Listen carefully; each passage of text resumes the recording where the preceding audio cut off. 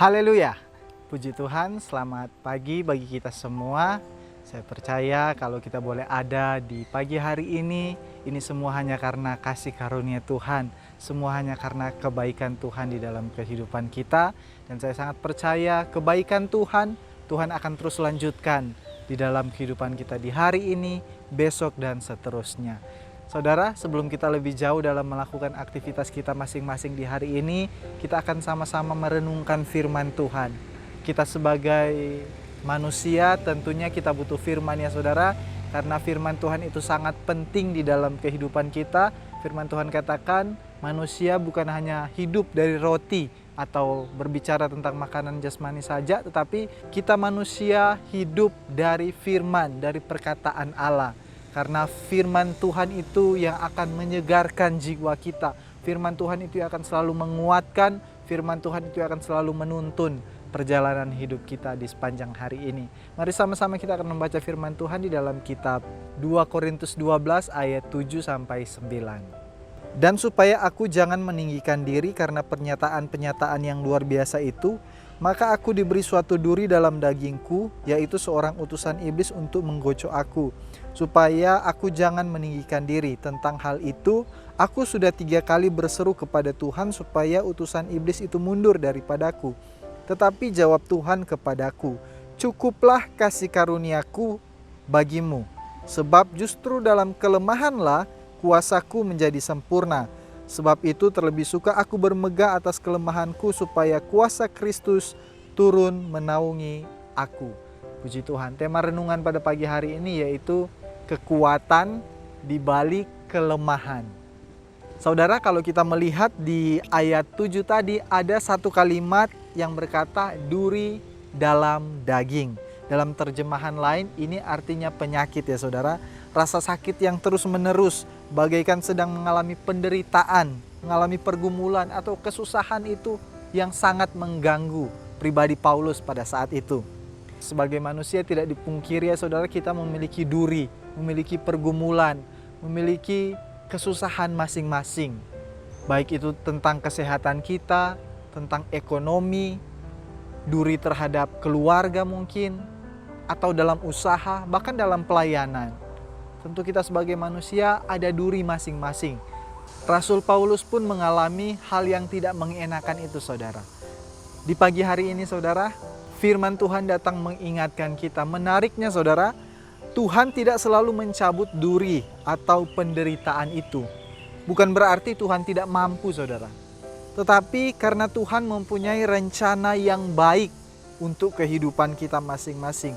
Saudara, fokus kita di sini bukan tertuju kepada apa jenis duri atau jenis penderitaan yang kita alami, tetapi mari kita mau bertanya kepada Tuhan, Tuhan, apa yang menjadi tujuan Tuhan terhadap pergumulan yang kita hadapi? Kita tanya Tuhan, apa yang menjadi tujuan Tuhan terhadap apa yang kita rasakan hari-hari ini? Kita tidak mau mencari penyebabnya, tetapi kita mau cari tujuan Tuhan di dalam kehidupan kita. Kita sangat percaya saudara bahwa segala sesuatu yang terjadi dalam kehidupan kita, kita percaya bahwa Allah tetap turut bekerja di dalam segala sesuatu untuk mendatangkan kebaikan. Sama seperti yang dialami Paulus saudara. Tuhan izinkan duri itu ada untuk menjaga supaya Paulus tidak sombong, supaya Paulus tidak meninggikan diri. Ingat saudara bahwa apa yang Tuhan izinkan terjadi dalam kehidupan kita selalu memiliki tujuan yang sangat baik dalam kehidupan kita. Tuhan mau kita menjadi pribadi-pribadi yang rendah hati. Amin saudara. Sama seperti Paulus, sudah 3 kali dia meminta supaya Tuhan mencabut duri atau kesusahan itu. Tetapi Tuhan menjawab, cukuplah kasih karuniaku bagimu. Saudara, berapa banyak kali kita sudah bergumul, Tuhan tolong angkat penyakit saya, Tuhan tolong angkat beban saya, Tuhan tolong sembuhkan ini, Tuhan tolong bukakan jalan ini. Tapi kok seakan-akan Tuhan belum mengabulkannya. Ingat saudara, tetap percaya bahwa di balik semuanya itu tetap Allah turut bekerja di dalam kehidupan kita. Terkadang saudara, Tuhan itu tidak mengubah keadaan kita. Tuhan tidak mengubah kesusahan yang kita alami. Tetapi Tuhan mau mengubah sikap hati kita terlebih dahulu saudara. Tuhan mau mengubah sudut pandang kita kepada Tuhan. Apakah kita benar-benar ketika kita menikmati mujizat kita akan tetap bersyukur, atau hanya melupakan kebaikan Tuhan? Karena cenderung kita manusia sering melupakan akan kebaikan Tuhan. Sama seperti Rasul Paulus, Tuhan mengizinkan duri dalam daging untuk menyadarkan dia untuk tidak sombong terhadap pencapaian-pencapaian yang dia alami. Pada pagi hari ini kita belajar kekuatan yang sesungguhnya itu bukan di saat kita mampu melakukan segala sesuatu, saudara. Tetapi kita mau belajar pagi hari ini, kekuatan sesungguhnya ketika kita memiliki penyertaan Tuhan. Dan saya sangat percaya bahwa hidup kita setiap hari disertai oleh Tuhan. Penyertaan Tuhan itu cukup bagi kehidupan kita. Asalkan ada penyertaan Tuhan, masalah memang ada, pergumulan memang ada. Tapi kalau ada penyertaan Tuhan, Tuhan yang akan tetap terus kuatkan kehidupan kita. Karena ada kasih karunia Tuhan yang akan selalu menopang kehidupan kita semua, saudara. Jika ada di antara kita pagi hari ini mengalami duri, ingat itu bukan hukuman, saudara. Melainkan sarana Tuhan untuk membentuk karakter kita masing-masing, untuk menguatkan iman kita kepada Tuhan. Percayalah, justru dalam kelemahan kita, kuasa Tuhan akan nyata sempurna di dalam kehidupan kita, saudara. Biarlah kita mau tetap berserah kepada kekuatan Tuhan. Kita bergantung penuh hanya kepada kekuatan Tuhan. Saudara, seperti tema renungan pada pagi hari ini, kekuatan di balik kelemahan.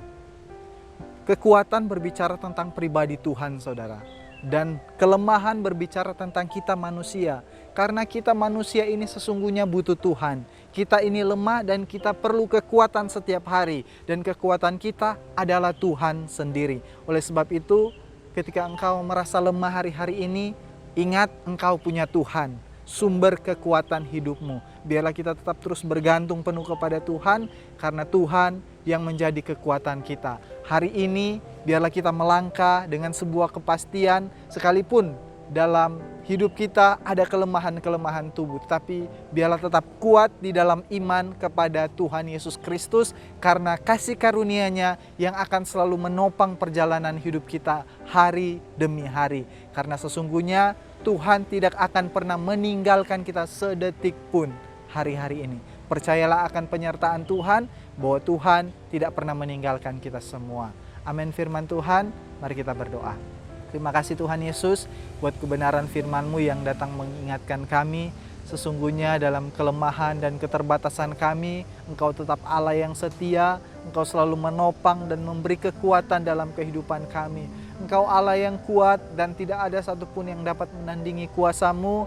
Dan kami bersyukur kami memiliki Engkau Allah yang setia, yang selalu menopang, yang selalu menguatkan kelemahan kami ya Tuhan. Kami tidak akan ragu melangkah, kami tidak akan ragu untuk maju. Kami percaya Engkau selalu ada, menyertai dan menolong hidup kami. Pagi hari ini kami berdoa buat bangsa kami, bangsa Indonesia. Biarlah Indonesia diselamatkan, Indonesia bagi kemuliaan-Mu Tuhan. Pemerintah yang ada di bangsa kami ditolong oleh Tuhan. Kami berdoa buat pelayanan Tuhan yang ada di GPD ICU Temanggung. Tuhan memberkati mulai dari Bapak dan Ibu Gembala sampai kepada seluruh jemaat.